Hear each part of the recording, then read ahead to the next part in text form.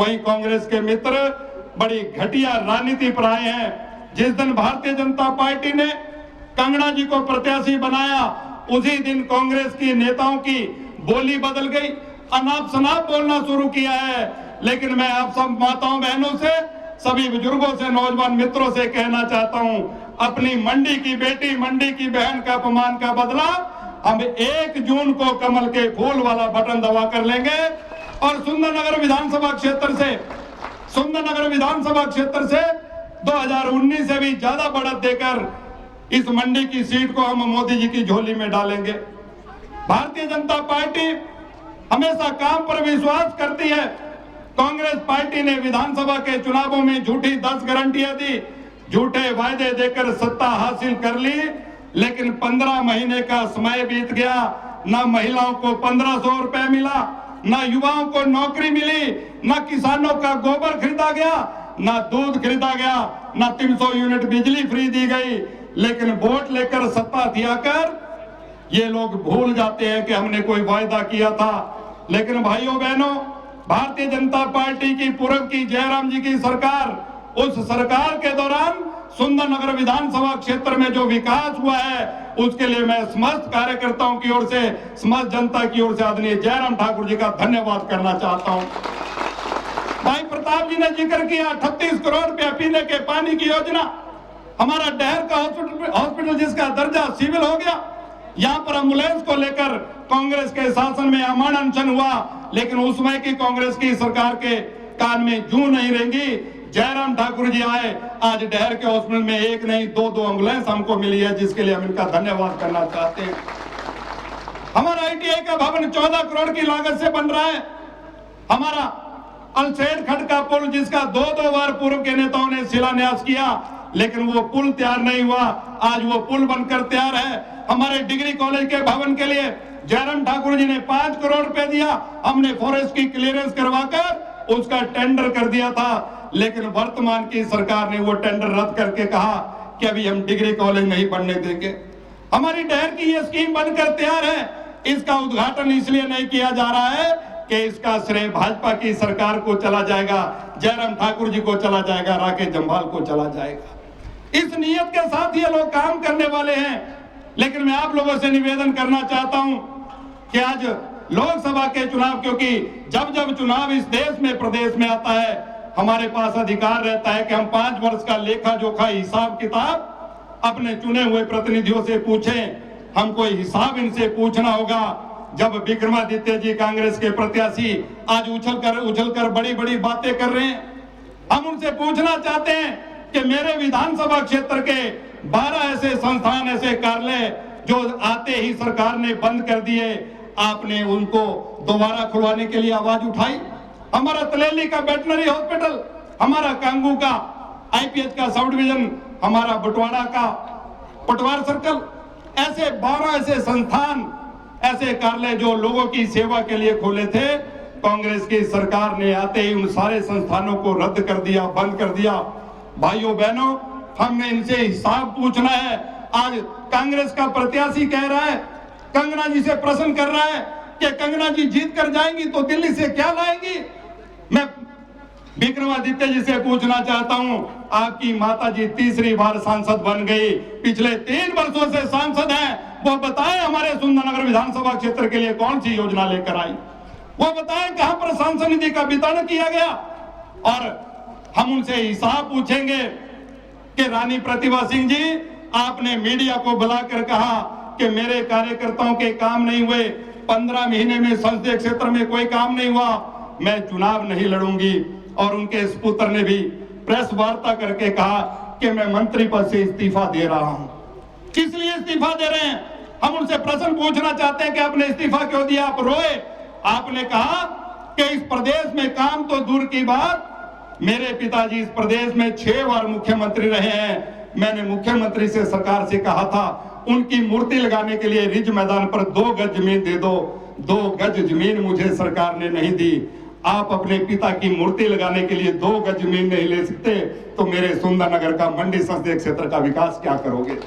ये आज मंडी की जनता पूछ रही है, ये मंडी की जनता पूछ रही है, हम हिसाब उनसे मांगेंगे। आज जिस जयराम ठाकुर के नेतृत्व की सरकार ने जो हिमाचल प्रदेश में विकास किया, जो मंडी में विकास किया है, वो किसी से छिपा नहीं। आप कह रहे हैं जयराम जी मंडी के रक्षक नहीं भक्षक हैं। मैं आपसे कहना चाहता हूं कि अपनी हदों को पार ना करें और कह रहे हैं कि मैं चैलेंज करता हूं कि जयराम जी आए मेरे से डिबेट में पार्टिसिपेट करें। अभी आपकी इतनी औकात नहीं है कि जयराम ठाकुर आपसे डिबेट करे। हमारा छोटा कार्यकर्ता तैयार है, हमारा छोटा से छोटा कार्यकर्ता आपसे डिबेट करने के लिए तैयार है। आपका इतना कद नहीं, आपका इतना कद नहीं विक्रमादित्य जी, आपका इतना कद नहीं कि आप जयराम ठाकुर जी से डिबेट करें। आप आज इतने बड़े नेता हो गए, आप आज अगर मंत्री हैं तो अपनी काबिलियत से नहीं है। आज मंत्री हैं तो आपके पिताजी 6 बार मुख्यमंत्री रहे, आपकी माताजी प्रदेश की अध्यक्षा हैं, इसलिए आप कैबिनेट मंत्री हैं। लेकिन आपने मंडी की लड़ाई कब लड़ी? मंडी से एक एक करके हमारे संस्थान बंद किए जा रहे हैं। जयराम ठाकुर जी ने हिमाचल का दूसरा विश्वविद्यालय कहीं पर दिया तो हमारी मंडी के लिए दिया, जिसमें 127 कॉलेज उस मंडी विश्वविद्यालय में थे। 81 कॉलेज उसमें से निकाल दिए गए, मात्र उसमें से 46 कॉलेज आज मंडी विश्वविद्यालय में है। उनकी नियत, सरकार की नियत है कि इस विश्वविद्यालय को बंद करना।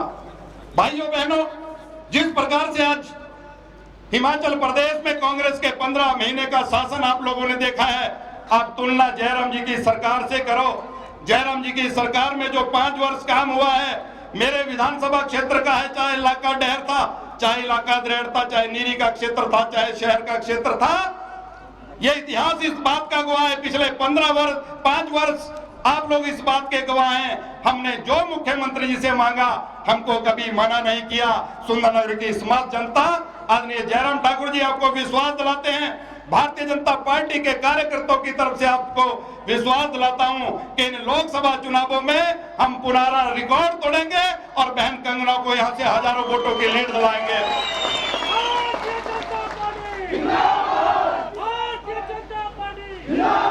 और हमारे प्रत्याशी बहन कंगना जी के ऊपर टिप्पणियां कर रहे हैं कि कंगना जी क्या आप जब ये आपदा आई आप कहां थी? मैं उनसे पूछना चाहता हूं कि लोकतंत्र में जिस व्यक्ति को चुनकर भेजते हैं उसकी जिम्मेवारी जनता के प्रति जवाबदेही होती है। जब आपदा आई तो आपकी माताजी सांसद थी। हम उनसे पूछना चाहते हैं कि आप कहां थी, हमारे क्षेत्र के लिए आप क्या लेकर आए? आज आप बड़े हिंदू होने का ढोंग रच रहे हैं। आज आप कह रहे हैं कि हम भी भगवान श्री राम को मानने वाले हैं, लेकिन कांग्रेस पार्टी इस देश में किस प्रकार से काम कर रही है, तुष्टीकरण की राजनीति कर रही है, पूरा देश जानता है। लेकिन मैं उनसे कहना चाहता हूं कि आप हिंदू होने का ढोंग रच रहे हैं। कह रहे हैं मैं तो बड़ा हिंदू हूं, लेकिन कहते हैं सियापति हनुमान चंद्र की।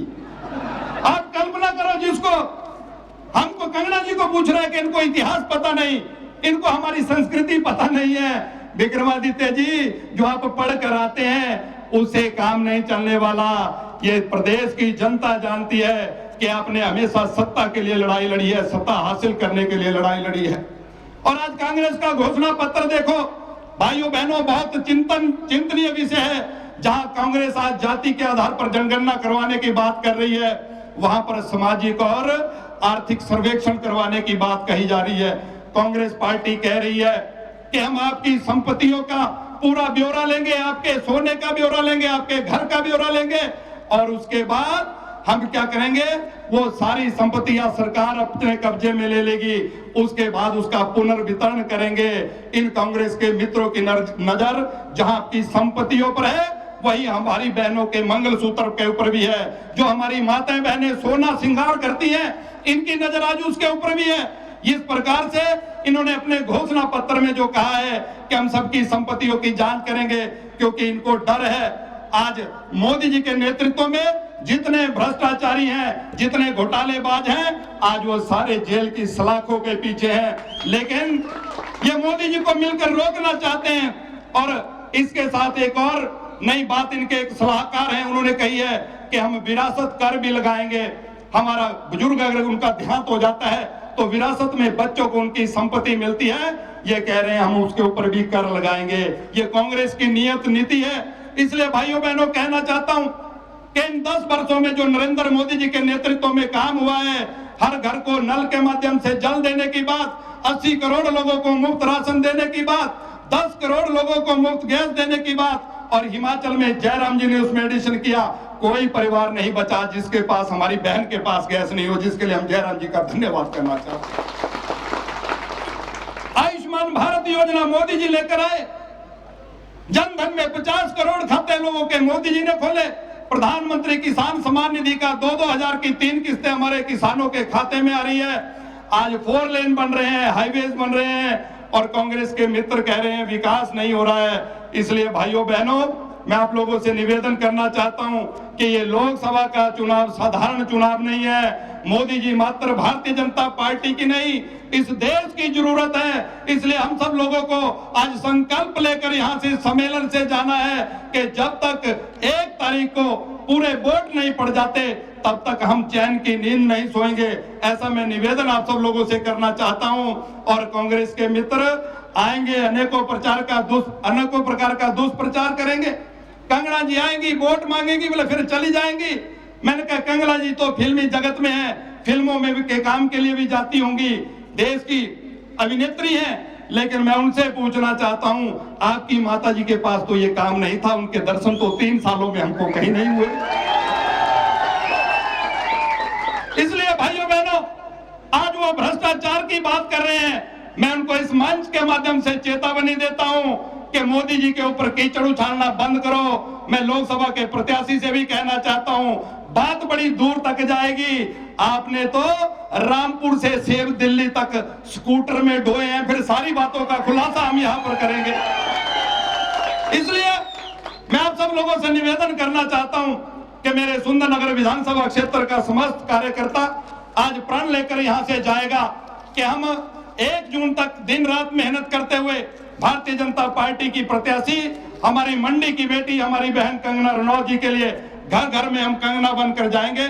यही निवेदन मैं आप सब लोगों से करना चाहता हूं। अगर आप सब लोग तैयार हैं तो दोनों हाथ खड़े करके मेरे साथ नारे लगाएंगे, भारत माता की, एक बार मोदी जी, एक बार मोदी जी,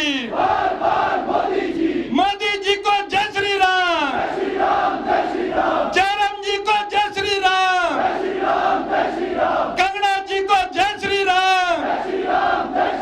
बहुत बहुत धन्यवाद।